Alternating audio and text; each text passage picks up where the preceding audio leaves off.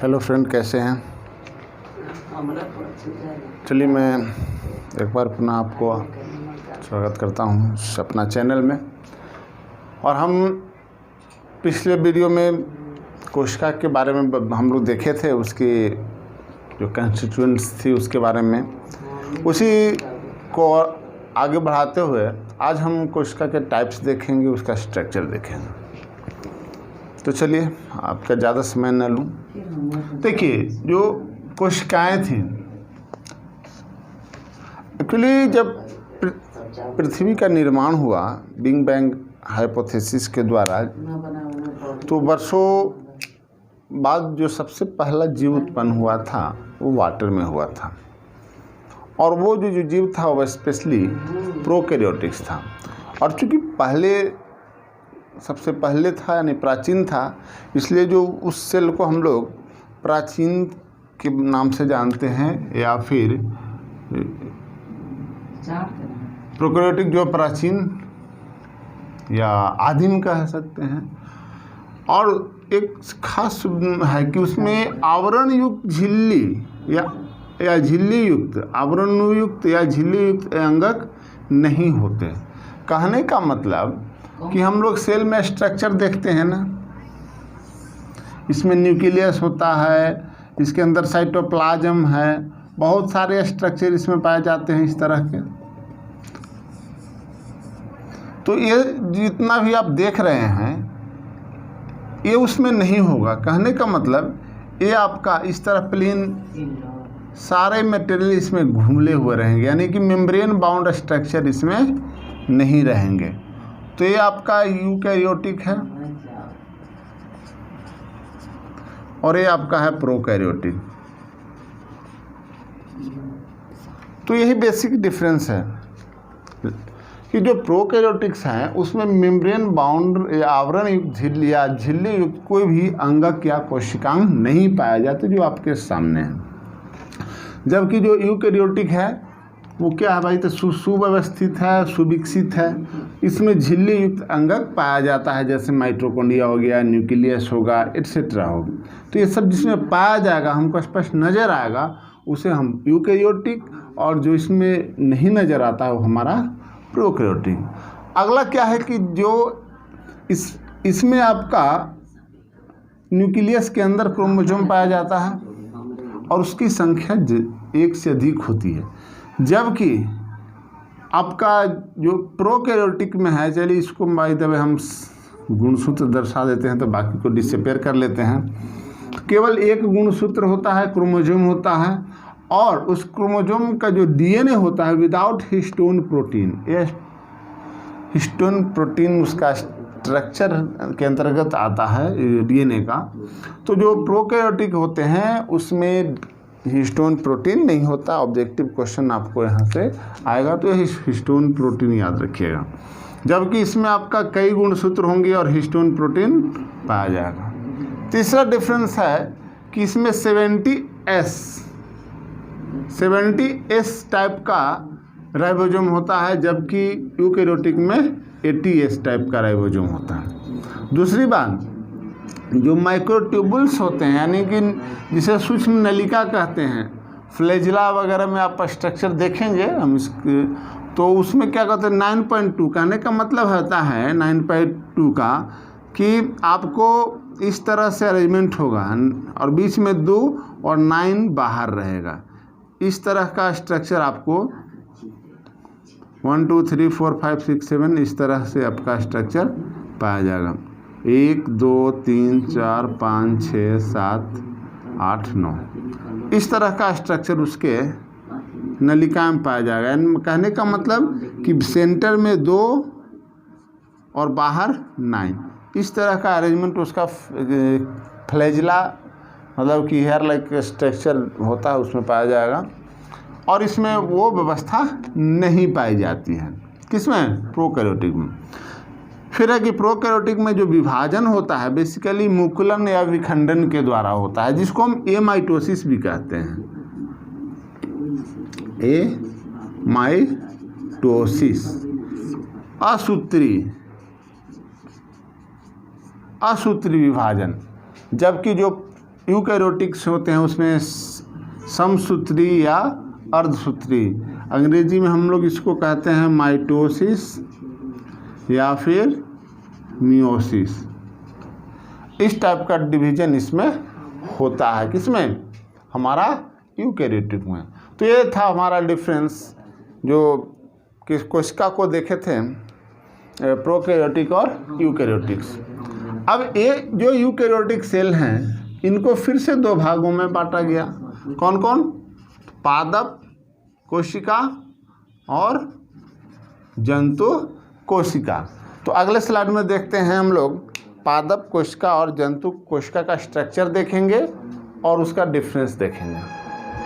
चलिए तो अब हम देखते हैं पादप कोशिका और जंतु कोशिका में भी अंदर, चूँकि जो यूकैरियोटिक्स को हम लोग दो भागों में बांटे, तो सबसे पहले इसका स्ट्रक्चर ज़रूर बनाएंगे। तो हम इसको स्ट्रक्चर बनाते हुए चलते हैं, ध्यान से देखिएगा। चूँकि पादप कोशिका का रिजिड स्ट्रक्चर होता है, कठोर स्ट्रक्चर होता है ड्यू टू सेल वॉल। तो सबसे पहले हम इसका सेल वॉल देखेंगे। देखिए एकदम बेसिक स्ट्रक्चर है। देखिए क्या है कि इसका बाउंड्री कर लेंगे और इसके अंदर भी एक स्ट्रक्चर बनाएंगे, एक मेम्ब्रेन बनाएंगे। तो ये जो बाहर वाला स्ट्रक्चर है आपका, तो जो बाहर का स्ट्रक्चर है हम इसे, चलो इधर लिख लेते हैं। ये जो आउटर मोस्ट है इसे कहेंगे हम कोशिका भित्ति। कोशिका भित्ति क्या है? कोशिका भित्ति सेल वॉल। जो एनिमल सेल है उसमें सेल वॉल नहीं होगा, उसमें केवल सेल मेम्ब्रेन। और इसके जो अंदर वाला स्ट्रक्चर है, चलो उसको दूसरे कलर से देख लेते हैं। जो इसका अंदर का जो स्ट्रक्चर आप देख रहे हो, इसको हम कहेंगे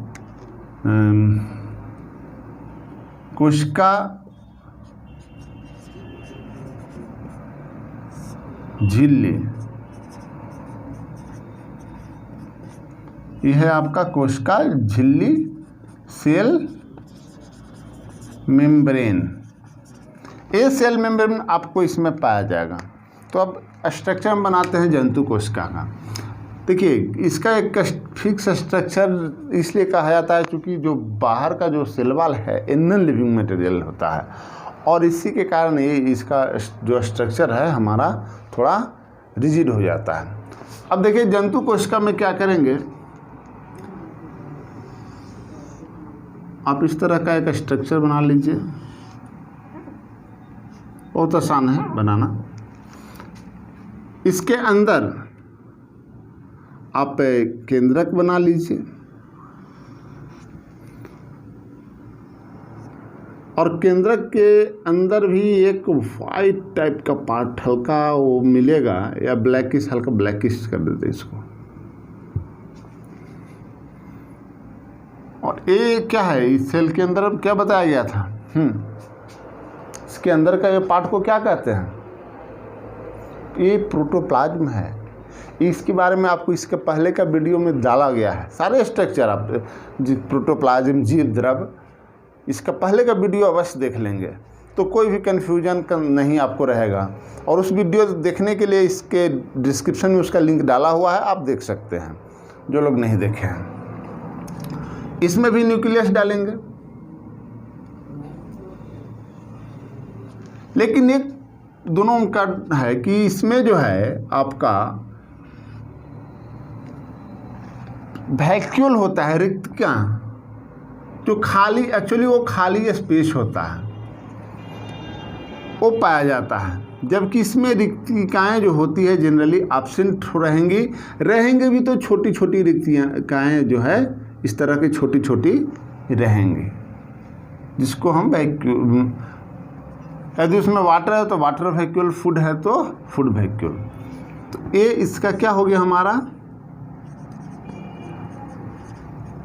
कोशिका झिल्ली। अब समझ में आया? क्या कहते हैं इसको, सेल मेम्ब्रेन कहिए या फिर देखिए प्लाज्मा मेम्ब्रेन, क्योंकि अभी नाम आपको याद करना होगा, क्योंकि प्लाज्मा मेम्ब्रेन के बारे में इसका पिक्चर हम देखेंगे। या फिर इसको क्या कहते हैं, सेल मेम्ब्रेन। ठीक है, और स्ट्रक्चर जरा बना लें। तो ये बेसिक स्ट्रक्चर आइए आपको समझ में आया। इसी तरह अन्य स्ट्रक्चर भी हम बनाएंगे। तो ये है हमारा जनरल स्ट्रक्चर पादप कोशिका और जंतु कोशिका। ध्यान से देखिए, ये वैक्यूल है, रिक्तियाँ है, खाली जगह है, और ये जंतु के कोश में ये भी रिक्तियाएँ भी हैं।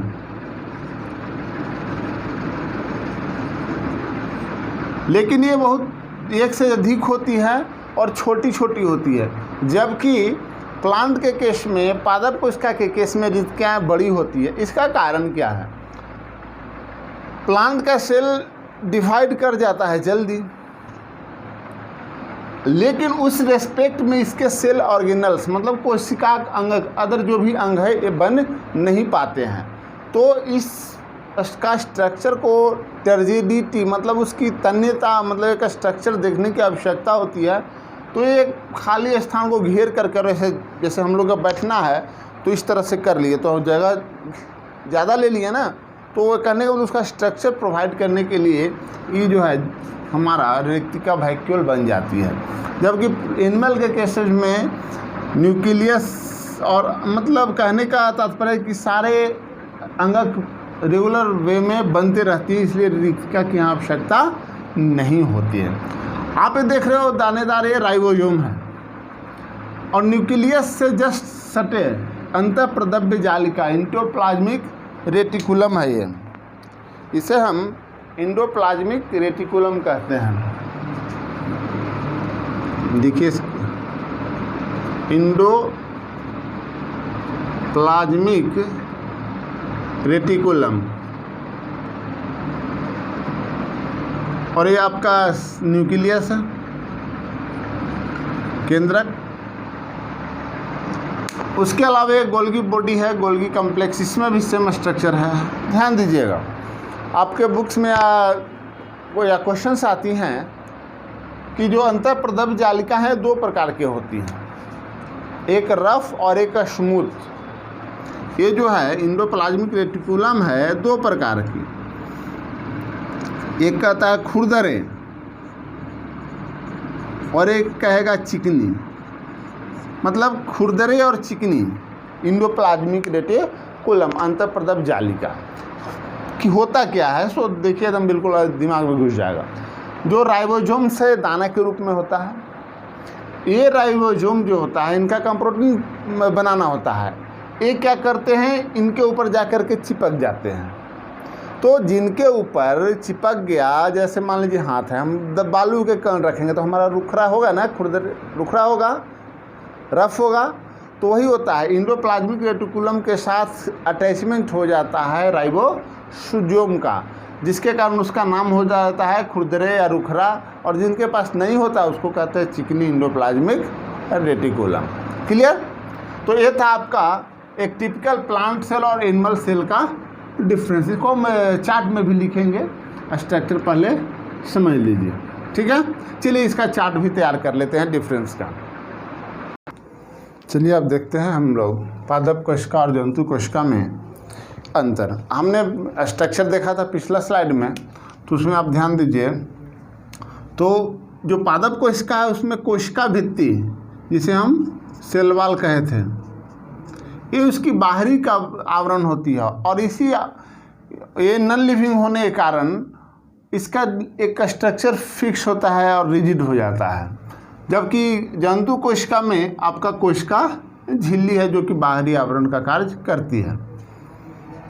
जो पादप कोशिका है उसमें हरित लवक पाई जाती है, जिसके कारण पत्तियों का या तनाओं का हरा रंग होता है, जबकि जंतु कोशिका में हरित लवक नहीं पाए जाते। ऐसे लवक के कई रूप हैं, जिसमें जो लवक कुछ रंग फ्रूट्स के फल के रंग के लिए भी जिम्मेवार होती हैं, अलग अलग कलर की। तीसरी डिफरेंस आपने देखा था कि रिक्तिका इसमें एक बड़ा आकार का था, लेकिन इसमें समांतर रिक्तियाँ नहीं होती। यदि रहेंगी भी तो छोटे छोटे रहेंगी और एक से अधिक रहेंगी। पादप कोशिका में तारकाएं सेंट्रोसोम नहीं पाई जाती, जबकि आपका जंतु कोशिका में पाई जाती है। ये आपका सिंपल हमारा डिफरेंस है पादप और जंतु कोशिका में। और आगे हम देखेंगे कि इसके अंदर जो भी स्ट्रक्चर देखें हम लोग कोशिकांग, उसके बारे में हम देखेंगे अगला वीडियो में।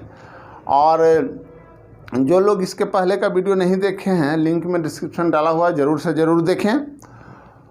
आशा करते हैं वीडियो आपको अच्छी लगी हुई हो, कहीं इसलिए कमेंट ज़रूर करें। और रिक्वेस्ट है घर पे सुरक्षित रहें ताकि हम कोरोना पे से जीत पाएँ।